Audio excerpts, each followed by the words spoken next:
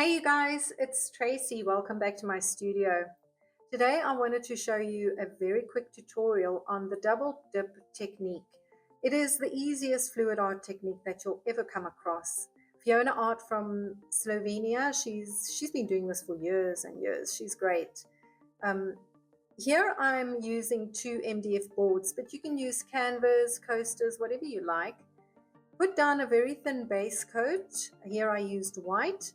And now for my foliage, you could say, of my flower garden, I'm using three different greens. I'll list everything in the description below. All the paints are from Bastion Paint.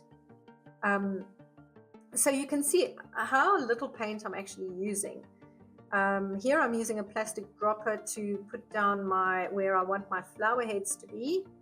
And I'm just using some metallics here, violet and blue and gold.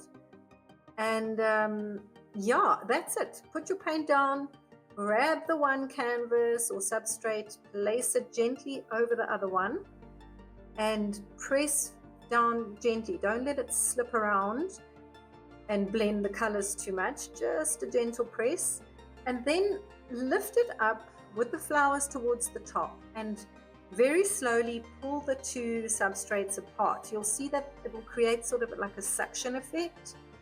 And voila, look at that. As you pull them apart, they just create this gorgeous design. So there we go. So simple, so easy. Oh, and what's nice about it is, look there, the texture actually stays.